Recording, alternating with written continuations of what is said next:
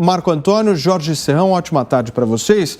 Vamos tentar trazer um pouquinho aí desses avanços. Piperno, você havia dito no nosso grupo de WhatsApp que essa semana tem 4 pesquisas para sair. É isso mesmo? Quais seriam? Isso mesmo, a da GenealQuest. Tem uma que sai hoje. Depois, na quarta-feira, a do Poder Data. E essa do Poder Data vai coincidir com uma outra pesquisa dessas que fazem levantamento presencial. Então, vai ser muito legal para que a gente compare os resultados dos levantamentos por telefone com os presenciais. E também, no final de semana, sexta-feira, uma outra pesquisa XP e PESP. Muito bem. Piperno, eu vou continuar contigo justamente buscando entender o que você achou do evento de sábado. Afinal de contas, foi no sábado, 3 em 1 é sempre de segunda a sexta, das 5 às 6 horas da tarde. E as pessoas querem ouvir um pouco da nossa análise a respeito de como é que foi esse lançamento da candidatura de Lula e Geraldo Alckmin. Olha, Paulo, boa tarde aos colegas da nossa audiência. Eu acho que atingiu os objetivos imaginados aí pelos organizadores. Aliás, hoje, inclusive, há uma versão menor desse evento, está acontecendo exatamente agora lá em Belo Horizonte, para onde o Lula foi para não só fazer também o lançamento da candidatura em Minas, como principalmente para tentar parar umas arestas que estão um pouco complicadas lá, né? O Lula e o prefeito Calil, candidato ao governo, eles conversaram, eles são muito próximos, o Calil é do PSD, o Calil quer o apoio do Lula e vice-versa, mas a verdade é que o PT quer lançar o seu candidato a senador, inclusive apresentou o nome hoje. O PSD tem um candidato à reeleição ao Senado, que era o suplente do governador, do ex-governador que foi para o TCU. Então, com isso, há esse embate. Agora, o evento do sábado, ele juntou as forças que, algumas delas tradicionalmente ligadas ao PT, né? No caso, por exemplo, aí o PCdoB, o PSOL, obviamente o PSB, e o Solidariedade, que não dessa vez embarcará junto com o PT, e lançaram essa brincadeira aí do novo cardápio, Lula com chuchu. É óbvio que como piada, enfim, momento de humor, valeu, porque há 2 dias muita gente discute isso, criticam, outros elogiam, outros riem do prato inusitado, mas o fato é que o evento acabou alcançando, sim, os objetivos da dupla Lula e Alckmin. Você gosta de Lula com chuchu, então? Eu quero dizer para você o seguinte, eu espero o cardápio que o Ciro Gomes vai apresentar. Muito bem. Cozinheiro Constantino, a palavra é sua. Chefe Consta diz o seguinte: esse chuchu com essa Lula aí é indigestão certa, né? Veja, o Alckmin foi até salvo pela Covid, né? Que pelo menos se poupa um pouco mais de constrangimento de estar presencialmente nesse tipo de coisa. Mas, na verdade, Paulo, eu já disse antes e repito, e vou repetir até outubro, né? O meu esforço vai ser não normalizar esse tipo de coisa. O Lula não é um candidato aceitável, ele não é um candidato normal. Ele foi o chefe da maior quadrilha que tomou de assalto o Estado brasileiro, né? E ele só está como candidato elegível graças a uma mãozinha, ou na verdade uma mãezona Supremo, né? Teve gente, inclusive, que nesse domingo aproveitou para dar Feliz Dia das Mães ao STF, porque realmente age como uma grande mãe para o ladrão do Lula. Então, o esforço todo do Lula é nesse jogo de bastidores. E ele não tem tido muito sucesso. Tem gente do PSDB já falando que, olha, aqui primeiro turno é Bolsonaro.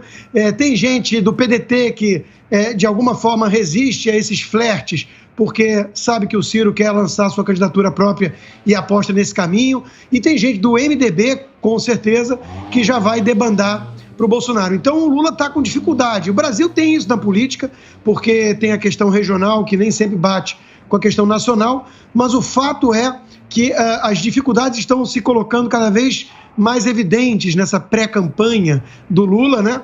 E ele, quando não são dificuldades externas que surgem, ele cria as próprias, como já falamos aqui várias vezes nas falas infelizes. Mas a verdade, Paulo, é que esse favoritismo todo aí das pesquisas, até nas pesquisas, que eu tenho minhas ressalvas, já está cedendo, né? E o Bolsonaro já está em algumas encostando ou até avançando e passando.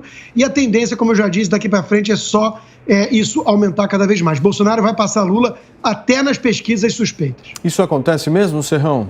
Olha, tem essa possibilidade. Saudações, meus amigos e amados haters. Tem essa possibilidade, sim, ela é concreta. Já escrevi aqui no meu artigo no site da Jovem Pan. Os inimigos de Bolsonaro estão achando que ele tem o risco concreto de poder até ganhar no primeiro turno. Essa hipótese é uma hipótese a ser avaliada. Por quê? Esse prato que andaram receitando aí no final de semana, Lula com chuchu, o Constantino tem toda a razão, é absolutamente indigesto. Pior do que indigesto, ele é politicamente imoral e amoral. Ele ataca a moral. São dois políticos que, pelo que se atacaram no passado, não teriam a menor combinação. Então, juntar isso num prato só é uma coisa muito ruim para ser digerida pelo eleitorado brasileiro. Lula, o político que desmoralizou a honradez, foi condenado claramente na Lava Jato e descondenado pelo golpe do Supremo Tribunal Federal em sobre 3 instâncias do Judiciário. E Geraldo Alckmin, aquele que sempre atacou o PT, ele não era chamado de chuchu, como o Lula agora está brincando. O termo que o chamavam era picolé de chuchu, ou seja, algo absolutamente sem gosto, insosso para um embate político mais forte. E Lula precisaria agora de alguém que fosse capaz de, com ele, e partir para um embate político mais forte. Achar que o Alckmin vai ser o contemporizador da chapa é um erro de avaliação total. Ele não consegue unanimidade nem no próprio PT, que dirá entre os demais adversários. O que um falou do outro no passado é impublicável, está sendo repetido a todo momento nas redes sociais e causa um desgaste natural para essa chapa, inviabilizando-a no nascedouro. É uma candidatura dupla que já nasce morta. Não tem a menor condição moral de disputar a eleição presidencial. Mas vai lá, agora, sábado, Lula foi, pelo menos, oficializado pré-candidato pelo PT, coisa que até então não estava clara. Se ele vinha, se ele não vinha, agora ele decidiu que vem. Mas vamos aguardar ainda a convenção partidária, vamos aguardar muita coisa que vai acontecer até julho, resultados de pesquisas e outras cositas mais, para saber se vai ser mesmo para valer a disputa com o Bolsonaro, que por enquanto é o favorito, porque tem a máquina. Marco, os petistas estão felizes justamente por conta de uma pesquisa interna que foi feita pelo PT. A gente vai ver se isso vai se confirmar nas pesquisas que vão ser divulgadas nessa semana, do Lula buscando reverter a vantagem que tinha, principalmente no sul do país, em estados como Rio Grande do Sul e Santa Catarina. O que você acha dessas pesquisas que estão se aproximando agora? Boa tarde, Paulo. Boa tarde a todos. Paulo, eu não levo muito a sério pesquisa que dá prevalência ou coloca o Lula na liderança no Sul. Alguém já foi para o Sul aqui? Não. Você conhecer um pouco a população do Sul, você vai ver que petismo lá não vigora, só em capital, só Porto Alegre. Agora, Florianópolis, Curitiba, não tem... Na cidade, na urbe, que é um pouco mais cosmopolita que a capital, você vai ter... alguns petistas ali. Posso só trazer mais detalhes justamente sobre esse ponto que eu levantei aqui? Favor. É o seguinte, essa pesquisa interna do PT, tá, gente? Produzida inclusive pelo Partido dos Trabalhadores, revela que o ex-presidente Luiz Inácio Lula da Silva aparece à frente em todos os estados do Sudeste, ganhando no Rio Grande do Sul, empatando com Bolsonaro no Paraná e encostando depois de uma larga vantagem que o presidente da República tinha em Santa Catarina. Essa é a realidade, a gente vai verificar se isso vai se confirmar nas pesquisas dessa semana. E mesmo assim, até queria oferecer um conselho para quem vive de pesquisa, né? Para esse pessoal que, principalmente a galera da esquerda, preparem o coração de vocês, porque essas pesquisas têm uma tendência de cada vez mais se aproximar e bater em margem de erro. Não adianta ficar querendo cravar com pesquisa, eu acho uma bobagem isso daí.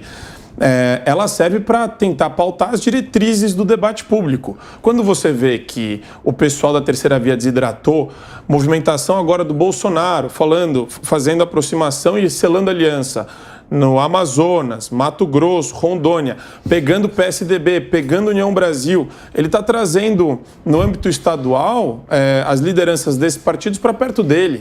Então, quer dizer, isso daí já é um sinal claro de total desalinhamento com terceira via. Não existe, o discurso da terceira via está perdido. As lideranças que a gente já debateu aqui, elas não têm mostrado sinal de vida no ambiente político partidário. Simone Tebet, João Dória, Arnaldo Janones, esse pessoal aí não... André, desculpa, tá vendo? Ó? Então você vê, é um pessoal completamente desvinculado da tendência. A tendência que a pesquisa mostra é a polarização entre essas duas figuras.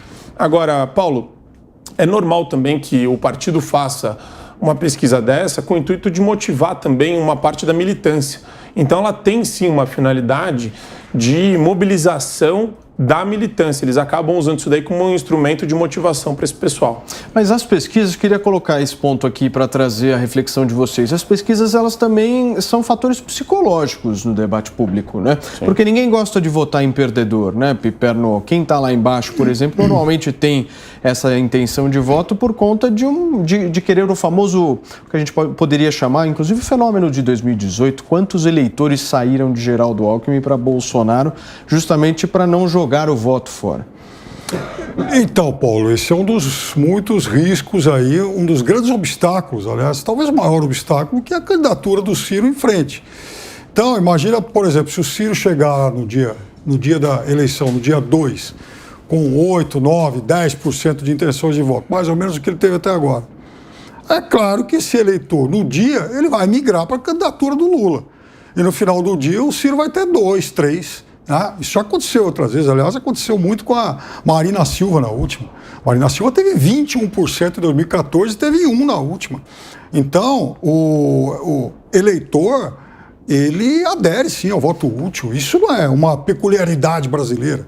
Isso é assim no mundo todo. Por exemplo, na França agora, o candidato da extrema esquerda, lá, o Mélenchon, ele tinha lá 14, 15, 16, 17. No último dia, ele perdeu para Marine Le Pen por 1%. Por quê?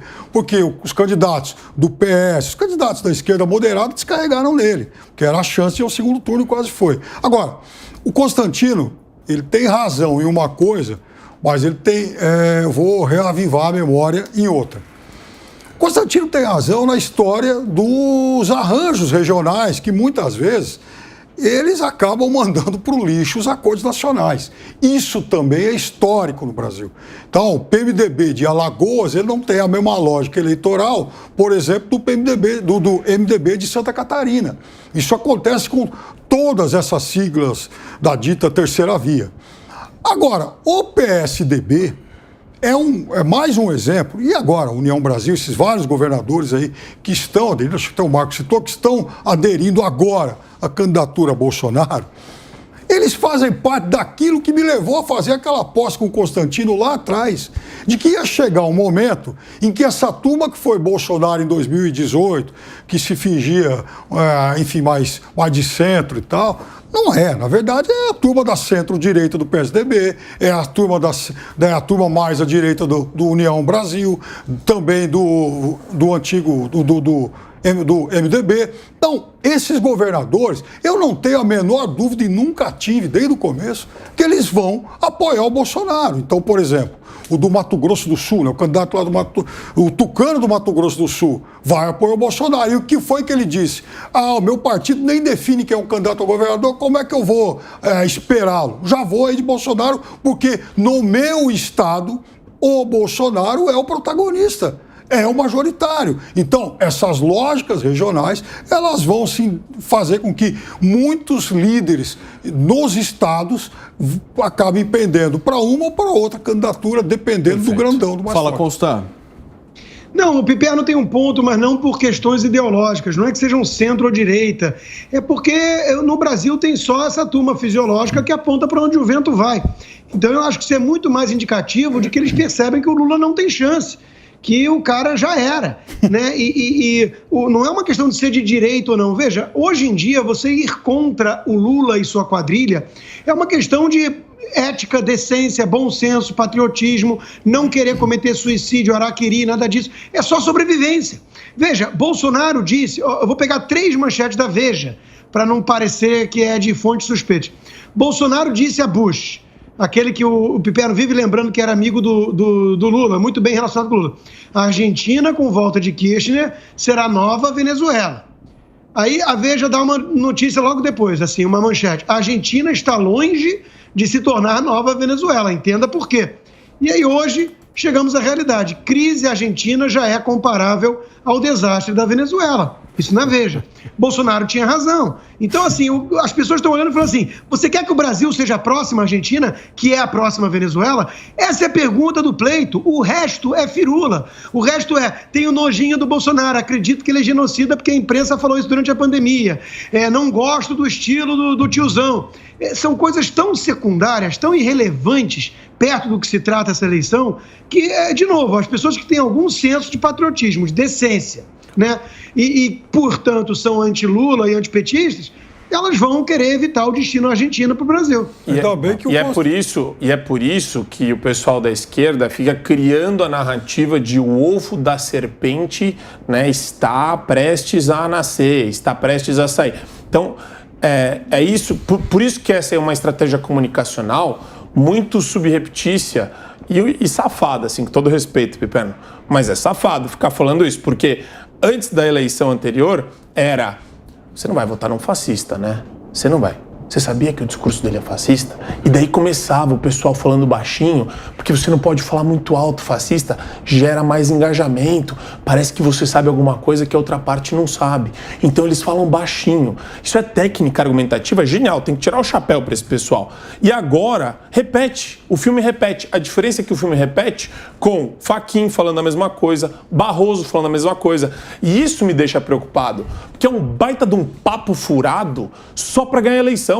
E o PT faz isso muito bem. Esse negócio aí de receita é pra trouxa, porque no fundo eles estão fazendo o quê? A tese deles é ameaça à democracia. Eles não têm plano de governo, eles não têm nada. Eles só vão falar de ameaça à democracia hoje. Agora, Paulo, tem um detalhe fundamental que a gente tem que considerar nesse ano, que é o seguinte: o que os políticos querem nesse ano?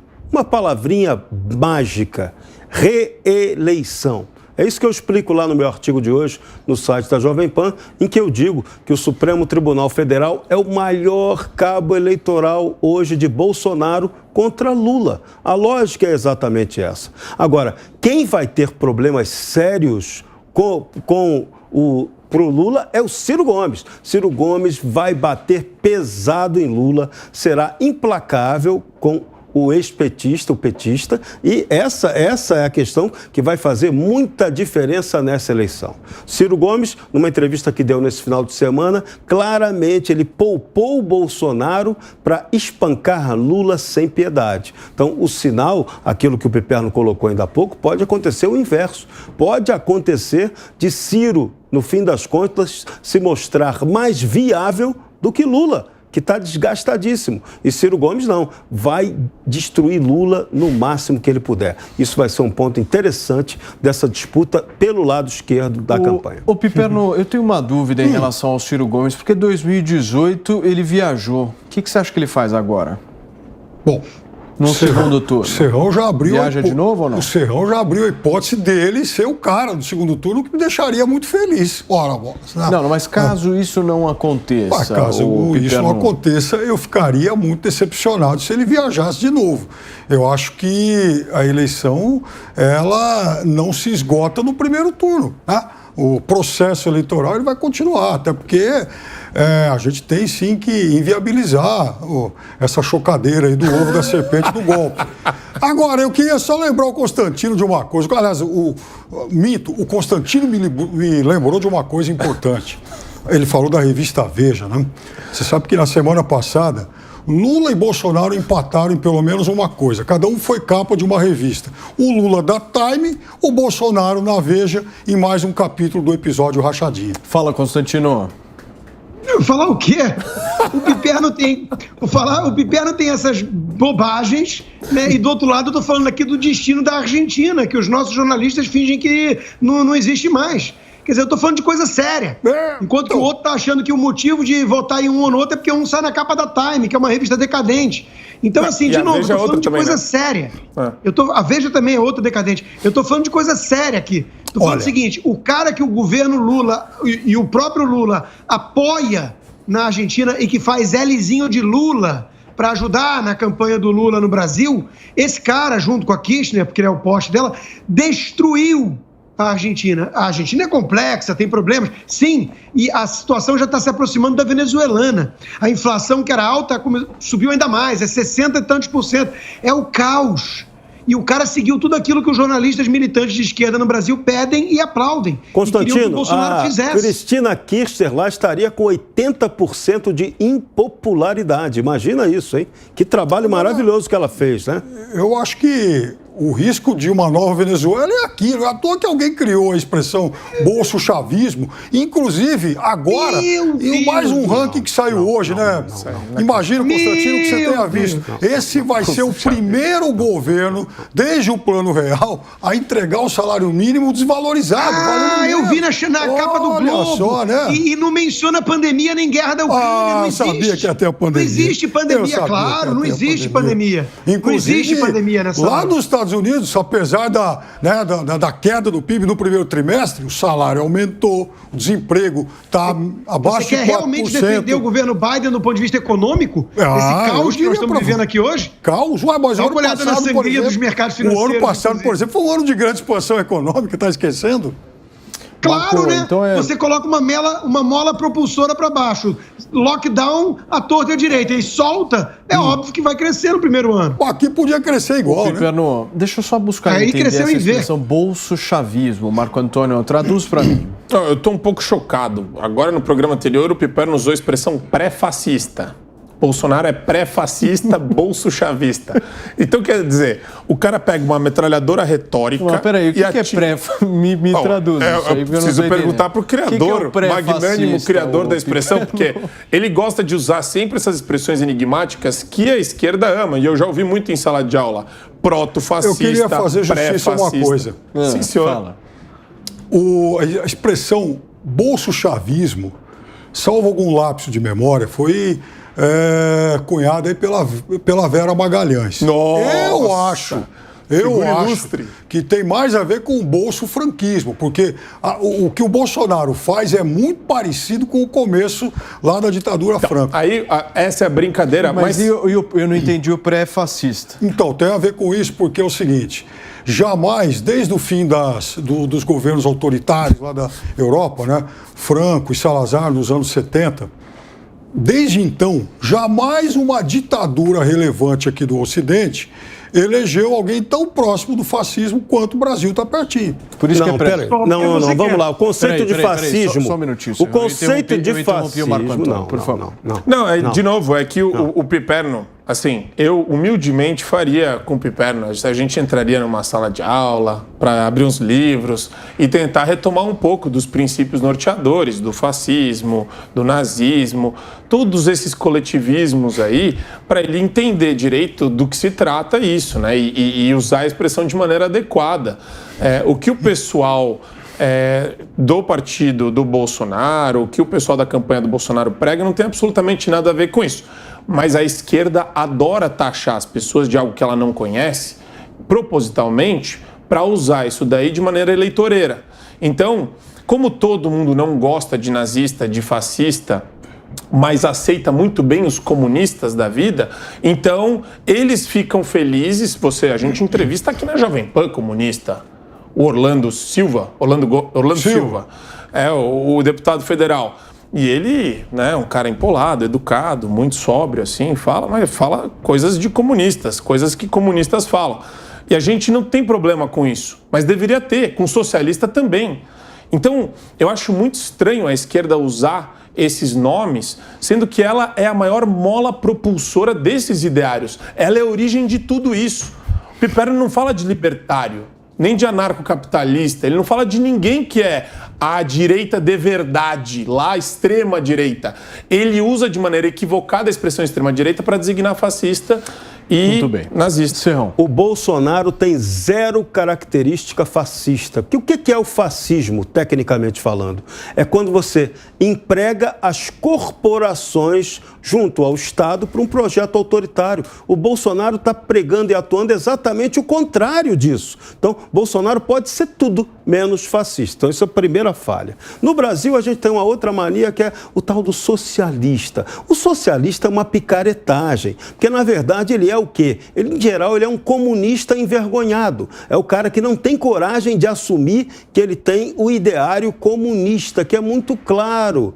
Que é claro, principalmente, inclusive, na ocupação da máquina estatal, que, em algumas características, parece até o fascismo. O comunista ocupa o Estado de maneira muito parecida como o fascista também teve a pretensão de fazer, chegou a fazer na Itália. Então, esses conceitos, essas ideias fora do lugar, não servem para conceituar no Brasil, mas a esquerda ela adora rotular, usa o rótulo errado e vai perder feio essa eleição exatamente porque eles estão falando besteira, porque eles não têm uma categoria certa e não têm proposta para o Brasil. Por isso eles vão perder. Mas funciona. Não, proposta o Lula até admite que não tem, né? Mas se me permite, eu sempre falei isso também, eu sou alguém que estudo sobre liberalismo, sobre conservadorismo, sobre fascismo, socialismo.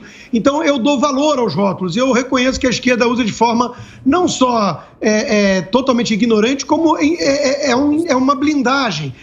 Como nisso aí eu concordo com o nosso colega Fiuza. Quando se chama um Barroso de progressista, é tudo que ele mais gosta. Você tem que chamar ele de golpista. Alguém que está querendo empurrar a história que não é o papel de um ministro supremo. Então, o Lula não é socialista nem nada. O Lula é picareta, ladrão. Agora, tem uma coisa interessante que o Marco Antônio disse. Eles acusam os outros do que fazem, tudo, e isso é verdade. E quem chamou atenção foi o Leandro Ruschel, e é uma coisa importante. Repara que essa patota toda do sistema carcomido, corrompido, tem começado a falar demais da conta em golpe. Golpe.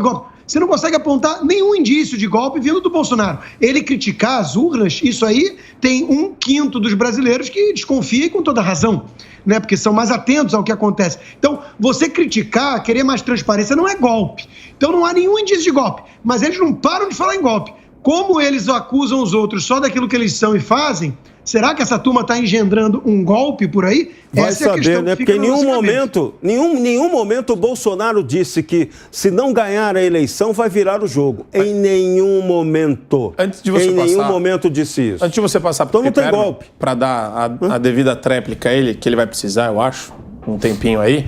Mas é a mesma coisa, Paulo. É o equivalente ao Black Lives Matter nos Estados Unidos, botando fogo nas lojas, acusando a elite branca opressora, heterossexual, sei lá, de ser violenta, mas uma violência simbólica, uma violência no discurso. Só que os prejuízos causados por eles são comprovadamente no plano de bilhões já, 2 bilhões de dólares dessa balbúrdia, dessa maluquice que foi o movimento Black Lives Matter. Então o que eles fazem? Eles agridem falando, pare de me agredir, estou sendo agredido com palavras, estou sendo agredido por uma elite preconceituosa. E eles botam fogo. Então tem que tomar muito cuidado, porque quando eles começam a falar em ameaça, eu tenho medo que eles deem o golpe. Isso é Marcuse. Marcuse deu a senha para essa coisa toda. As palavras ofensivas do sistema opressor, não sei o que domina tudo, e você tem que reagir a isso com violência verdadeira. Né? Então, a violência do bem foi criada ali por Marcuse, a turma toda de Frankfurt. E a nossa dita esquerda foi doutrinada em cima dessas bobagens do Marcuse. Escola de Frankfurt deturpada. Isso é que é pior. Muito bem, Piperno, escolhe quem que você quer rebater. Não, Paulo, você sabe que, voltando à questão dos regimes autoritários, aliás, o bolsonarismo já deu mais um monte de sinais aí de que... Dá o processo... eu vou te dar um. Então eu vou te dar... ato concreto. Já que você pediu... O André Mendonça que botou a lei de segurança nacional contra o coitado lá do Felipe Neto. Eu vou te dar... Vocês estão... Hoje é só início de semana. Piperno, pedi para você escolher. Quem é que você vai rebater? Eu vou te dar 3, assim, só para brincar, vai. Bolsonaro, por exemplo, depois do 7 de setembro, naquela famosa entrevista lá à revista Veja, ele fala lá que pessoas próximas a ele o incentivaram a jogar fora das 4 linhas, mas ele resistiu. Eu até hoje queria saber quem são as pessoas desse entorno. Agora, tem aliados, vários, que querem a volta do AI-5. O próprio presidente falou que não vai aceitar o resultado das eleições se ele achar que as eleições não foram limpas. Quem é ele para, né, achar isso? Quais os dados que ele tem, né? Então, no 7 de setembro, por exemplo, tinha gente que queria entrar lá no Supremo para pressionar ministros, juízes. Então, são muitos os sinais, né? Agora... Que besteira... Meu Deus, o Piperno, a esquerda americana democrata aqui está ameaçando invadir as casas dos juízes para não deixar reverter a Roe vs. Wade. E eu não vejo você falar que o Partido Democrata é um partido fascista. Não, e o seguinte também, né, Constantino? Quem defende a volta do AI-5 é quem está falando aí em regular e regulamentar a mídia. Isso aí é AI-5, que uma das medidas do AI-5 foi censurar a imprensa. Então, quem quer censurar a imprensa não é o Bolsonaro. Mas aí você tocou não é o Bolsonaro. Mas, por exemplo, André não é o Bolsonaro. Mas, por exemplo, Daniel Silveira falou disso. O filho do presidente já falou disso. Mas, enfim, muita gente fala em AI-5. Agora, você sabe que tudo isso aí me faz lembrar da história de um teórico de direita que eu li outro dia, agora me foge o nome. Então ele estava Constantino, tentando enquadrar o que foi a ditadura Pinochet. Aí ele falou, olha só que sofisticação teórica. Ele disse que a ditadura Pinochet era, segundo ele, de difícil classificação, porque ela foi de direita e ela foi de esquerda. Eu já quase caí da cadeira. Ela foi de direita por conta das medidas econômicas que ele implantou no Chile e tal, mas foi de esquerda por causa da repressão em massa lá no Estádio Nacional. Olha só que sofisticação, né? Não, o problema é o cara usar essas categorias que não dizem absolutamente nada. Direita e esquerda não explicam mais nada na história da humanidade e os caras ficam usando esse papo furado. Pô, vamos parar com isso. Muito bem, vamos falar de urna eletrônica agora? Vocês topam porque o ministro Edson